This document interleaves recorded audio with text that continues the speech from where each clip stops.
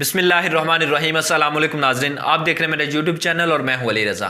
हुकूमत की तरफ से जो खबरें आ रही थी नाज़रीन के हमारे MP MNS को अगवा किया जा रहा है, अपोजिशन ने उनको हब्से बजा में रखा है, वो तमाम पोल खुल गया है, वो सामने आ गई हैं। तमाम खबरें झूठी साबित हुई हैं। जो चैनल चला रहे थे, कुछ सहाफ़ी बता रहे थे कि MNA MPs को अगवा किया जा रहा है, ख़रीदा जा रहा है, बल्कि उन्होंने बहुत बड़े बड़े इंकशाफात किए हैं उन MNA MPs ने जो खुद छुप कर बैठे हुए थे, जो अगवा नहीं हुए थे बल्कि वो खुद जाकर बैठे हुए थे। वो कौन कौन से सियासतदान थे वो मैं आपके सामने नाम भी रख देता हूं। जो उन्होंने इंटरव्यूज के अंदर बातें की वो भी मैं आपके सामने रखता हूं।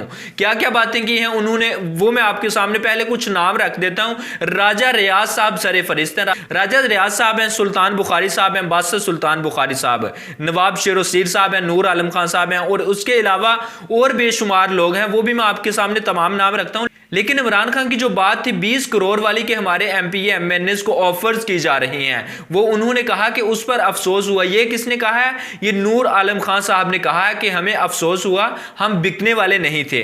वफाकी वज़रा पर तोहमत लगाई जा रही है, तो उन्होंने कहा है। बादशाह बुखारी साहब जो वहां पे सिंध हाउस के अंदर मौजूद थे, जो खुद अपनी मर्जी से जाकर बैठे हुए थे, उन्होंने ये बातें की हैं। ये हामिद मीर को इंटरव्यू दिया जा रहा था।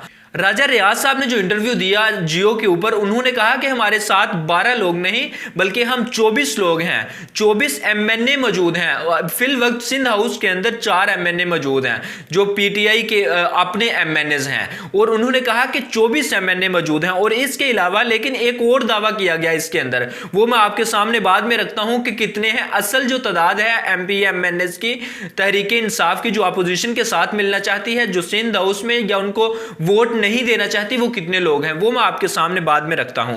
अरकान की तादाद से मुतल्लिक परवेज लाही की मालूमात उन्होंने कहा कि दुरुस्त हैं, क्योंकि परवेज लाही कह रहे थे कि बहुत कम तादाद में है, 12 से भी कम है। इस वजह से राजा रियाज साहब ने कहा कि उनको सही नहीं पता, मालूमात उनकी दुरुस्त नहीं है अरकान के मुतल्लिक।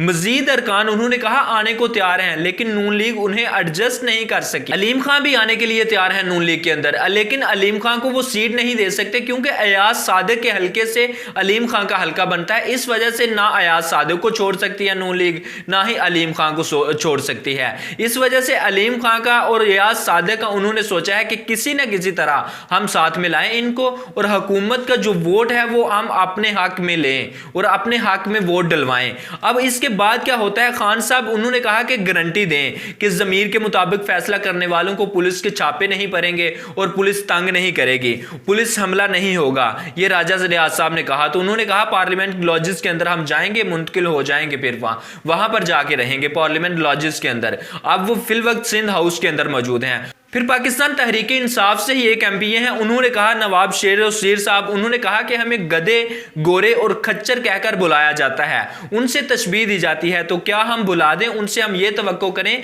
कि हमारे नाम भी गारे जाएं। फिर PTI जहांगीर तरीन के ग्रुप राजा रियाज साहब ने और भी बहुत सारी बातें की हामिद मीर के साथ। उन्होंने और भी काफ़ी सारे इंकशाफात और काफ़ी सारे गिले शिकवे जो थे वो अपने सामने रखे हैं। अगला इलेक्शन उन्होंने कहा कि PTI के टिकट से हम नहीं लड़ेंगे, ये नवाब शेरोसीर साहब कह रहे थे, और भी कुछ लोगों ने कहा है इसके मुतल्लिक।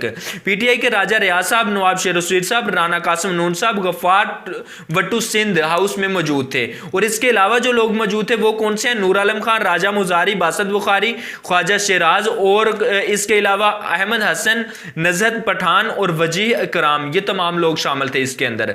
शेख रशीद साहब मीडिया के ऊपर आए, उन्होंने प्रेस कॉन्फ्रेंस की और उन्होंने कहा कि किसी की ऐसी की तैसी जो तहरीक इंसाफ को छोड़कर जाएगा, हम उनके साथ नहीं। फिर उन्होंने एक और बात की, उन्होंने कहा सिंध में गवर्नर राज नाफिज कर देना चाहिए, ये शेख रशीद साहब कह रहे थे। और इसके अलावा जब उनसे सवाल किया गया कि अगर गवर्नर राज नाफिज नहीं किया जाता, तो फिर शेख रशीद साहब ने कहा मैंने अपना जो मुतालबा था वो इमरान खान साहब के सामने रखा, मैं रख कर आ गया, बाकी इमरान खान के पास इख्तियारात हैं, वो ये काम कर सकते हैं। अच्छा, इसके अलावा जो शेख रशीद साहब बयान दे रहे थे, इसके साथ साथ कुछ खबरें आ रही थी राजा रियाज साहब की तरफ से, जो जो जहांगीर तरीन ग्रुप का हिस्सा हैं, उनसे पूछा गया कि आपका ये जो इख्तलाफात हैं ये पहले क्यों नहीं सामने आए, ये पहले आपने बातें क्यों नहीं सामने की, पहले ज़मीर क्यों नहीं जागे, ये ARY काशा बासी प्रोग्राम के अंदर तमाम चीज़ें हुई हैं ये वाली। तो उन्होंने कहा कि पहले भी जागती थी, हम इख्तलाफात सामने रखते थे लेकिन कोई भी गौर व फिक्र नहीं किया जाता था, ये तमाम चीज़ें। फिर उनसे कहा कि आप इस्तीफ़ा देते थे, उन्होंने कहा हम इस्तीफ़ा भी दे देंगे जब वक्त आएगा और इस्तीफ़ा देने के लिए हम तैयार हैं, फिर इलेक्शन लड़ेंगे हम दोबारा। फिर इसके बाद मोनिस सिलाई साहब जो हैं उनसे एक समा के ऊपर इंटरव्यू हुआ, तो उसके अंदर उनसे पूछा गया, यानी कि तमाम इत्तेहादियों से मीडिया इंटरव्यू कर रहा है, पूछ रहा है, तो उन्होंने कहा कि मैं लंदन आया हूं 3 दिन के लिए अपनी फैमिली के साथ। वैसे मजे की बात यह है कि तमाम जितने भी सियासतदान हैं इनको जगह लंदन में ही मिलती है, बेशक तहरीक इंसाफ का हिस्सा हूं, बेशक वो कोई जर्नैल हूं, बेशक वो नून लीग का हिस्सा है, बेशक पीपल्स पार्टी, ये तमाम लोगों को जगह लंदन में ही मिलती है। फिर इसके अलावा जो परवेज लाही साहब का जो मुस्तकबिल का लाया अमल है उनके सुपुर्द कर दिया है कि वो फैसला करेंगे। मोनिस लाही साहब ने ये जवाब दिया, उन्होंने कहा मैं 3 दिन तक वापस आऊंगा तो फिर अगला लाया अमल तय किया जाएगा। फिर इसके बाद आसमा शिराजी साहब के प्रोग्राम के अंदर एक रमेश कुमार साहब पाकिस्तान तहरीक इंसाफ के MPA हैं, उन्होंने इंटरव्यू दिया। उन्होंने क्या कहा सुनिए जरा। इस वक्त PTI के 33 लोग 33 लोग मुख्तलिफ पार्टियों से मामला तय कर चुके हैं। इन 33 लोगों में 3 PTI के वफाकी कबीना के वज़ारा भी शामिल हैं। सिंध हाउस में आज 24 PTI अरकान मौजूद थे, ये रमेश कुमार साहब ने कंफर्मेशन की और उन्होंने कहा कि 33 लोग जो हैं वो हुकूमत को छोड़ कर जाने का सोच चुके हैं। अब देखें MQM भी नाराज है, काफ लीग भी नाराज है और GDA भी किसी ना किसी तरह से नाराज है। तमाम लोग अपने अपने मुतालबात सामने रख रहे हैं। इस वक्त इमरान खान साहब को परेशानी लाहक है और इमरान खान साहब अपना जो वो परेशानी है उसको सब्र के जरिए से दूर करने की कोशिश कर रहे हैं।